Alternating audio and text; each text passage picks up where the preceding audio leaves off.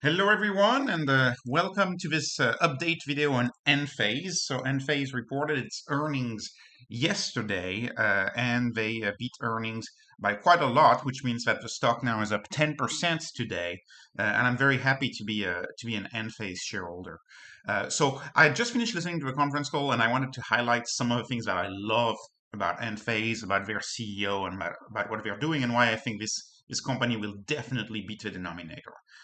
So the first thing that I love is how customer obsessed Enphase is. The CEO keeps repeating they're all about the customer. They're all about making sure the customer is happy. That is that customer obsession. When a company like Amazon, for example, was successful because of its customer obsession. The CEO absolutely embodies that. They have a net promoter score of 71%, which is really high for solar. There's a lot of scams in solar. It's really high to have a 71% net promoter score. 71% of people who say, yes, I would recommend this to a friend. And they want it higher. They want to have this great reputation in the solar sector. The wait times on their call center is something like 4 minutes, and the CEO is upset, saying 4 minutes is not acceptable. They want it under 1 minute. They have this customer obsession, which I find amazing and which is really the world we live in. Today, customers expect outstanding customer service. That's what they expect. There's just no other way to run a business, and I love that about that company. I love that with CEO. Some updates. So, what about the manufacturing? If you were wondering how these microinverters are manufactured, and once again, microinverters are all about the business. This business is mostly about microinverters. So they make about 20 million of them a year in China for the rest of the world and in Mexico for the US in order to avoid tariffs. 20 million, and they're opening a new facility in Europe in Q1. So this is wonderful. They are expanding their manufacturing, but perhaps even more striking is the fact that they're opening 4 to 6 lines by the end of 2023 is their goal in the United States. Why? Well, because the solar industry has a history of poor policies, like very, very poor policies, and companies benefiting outrageously from poorly designed policy. And the IRA Act, I believe, is a very, very poorly designed piece of legislation because they are giving 11 cents, like 11 cents of tax credit per watt, per AC watt. On microinverters. So this is absolute gold. On their old version, right, their old version of the IQ inverter with 245 watts, that's 11 cents times 240, that's $27 for a $150 inverter. Like this, and this is something that the manufacturer receives.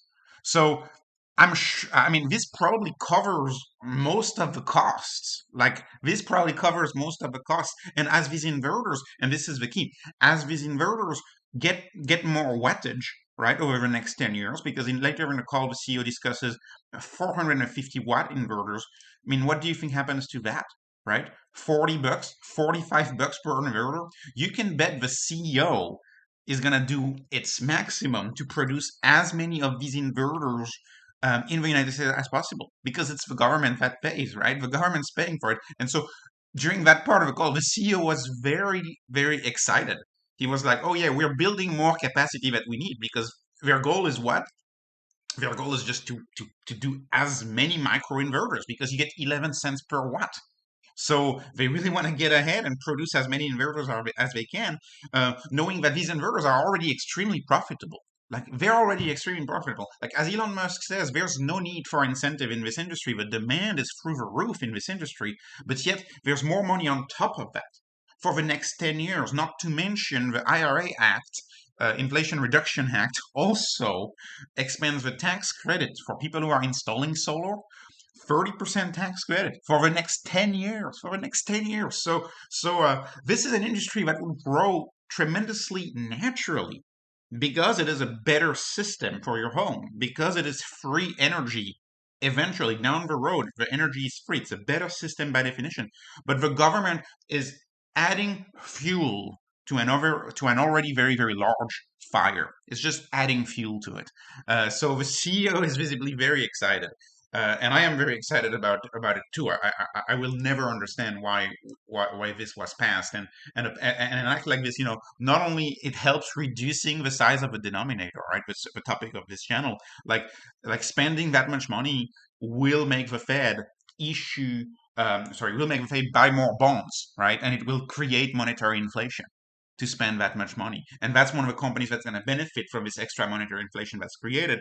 That is not needed. Again, here, I don't know how the government does that. There is no need for incentives, but they are. And at the speed at which costs are declining in this industry, I have no issue imagining those incentives entirely covering the costs of the product. And then whatever they sell is just pure margin. This is an amazing business. This is an amazing business. Now let's talk about the growth. And keep in mind, this is growth pre-IRA, pre these incentives, prior to this tax credit. The growth right now worldwide is 69% quarter over quarter. And keep in mind, we've had almost 3/4 of a recession, almost 3/4 of rates going up, and it's 69%. So the growth is going to stay the same way. Much of it is still in the US, 71% in the US, 29% international, and the most noteworthy part of the international growth, there for Enphase, is their growth in Europe, 136% year over year in Europe. Absolutely insane growth. Can they double again and double and again and double again? The CEO expressed that he doesn't know whether they can double their revenue every year for the coming years, but it will definitely be high double-digit growth, is what the CEO is envisioning, and I envision that too for this company. This company will I believe create tremendous returns. Okay, I said previously that this company is all about the inverters to me. That's my thesis for investing with them. However, they are working on their batteries and they're trying to develop and push batteries. The batteries are made in China. I do think over the long run, batteries will be constrained. Like the cost of batteries will be constrained because there's a reason why Tesla is not focusing on the Powerwall. They're not focusing on the Powerwall because the batteries go to the cars. That's where most money is to be made. So this is a bonus. This is a bonus if they can pull it off with bulkier, heavier, older batteries. I think this is something that they could do. But to me, this is a bonus and not a key part of investing in this business. They're getting into the commercial business for inverters. As solar panels get more and more powerful, 500 watt, 550 watt solar arrays, they are developing a hybrid inverter for commercial solar panels. So that's a new project. And of course, commercial solar installation will grow quite a lot as well.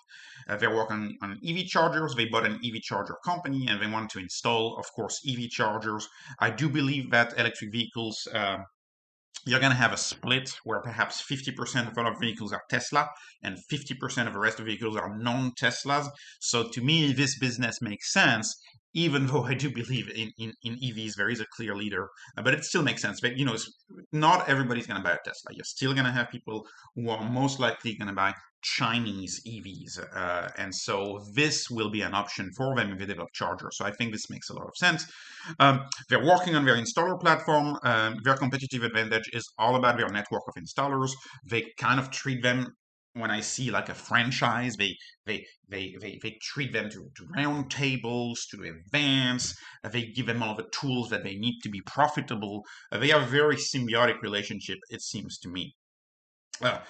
In short, they have very strong demand. They're fully ramping their new IQ, the IQ8, their new IQ microinverter, hoping to just use that everywhere.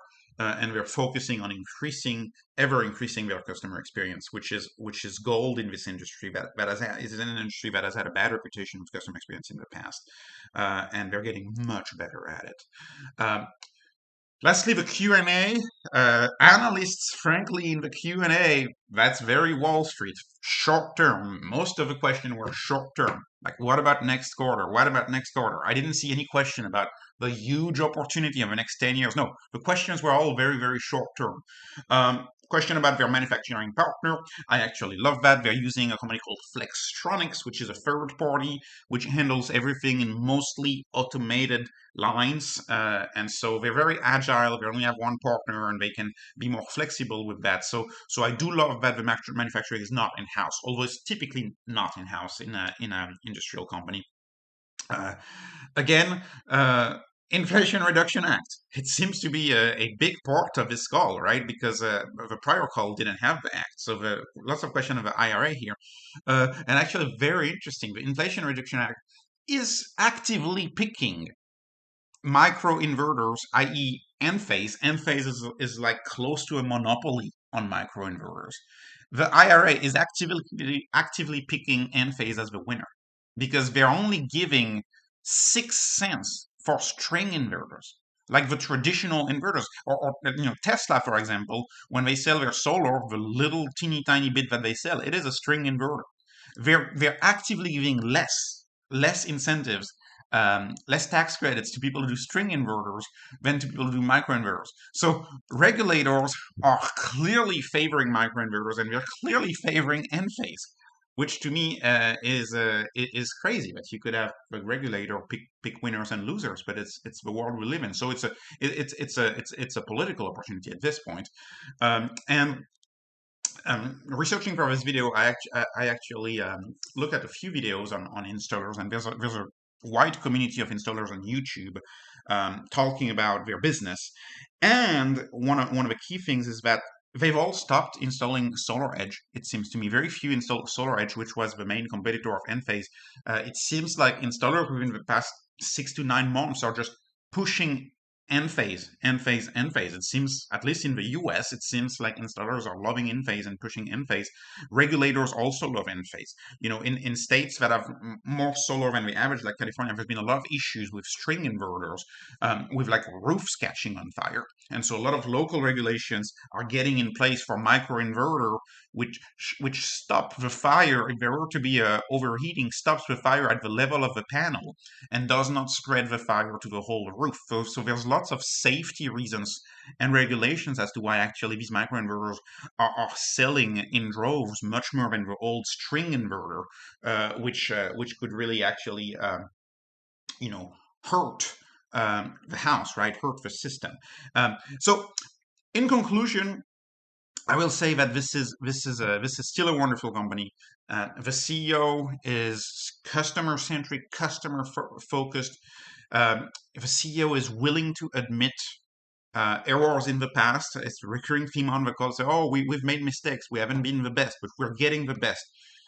He ended the call by saying, we are doing no more compromise on any investment in any product. There is no compromise.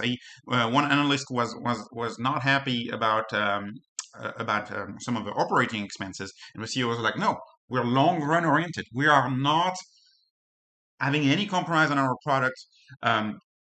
And one last question was, we're looking at hedging for the euro because as their Europe sales ramp at 130% revenue growth and the euro falls, we're looking at potentially at hedging options. But this is very short-term item. This is not something that impacts Enphase over the long run. So in conclusion, very strong conference call. I encourage everyone to listen to the conference call. It is fascinating. Look a little bit on YouTube at some of these installer videos that compare the product to other products, and you'll see why the product is the absolute leader. As always, none of this is investment advice, and it will never be investment advice. Thank you so much for watching my update, and I will see you in the next video. Don't forget to like and subscribe. Thank you.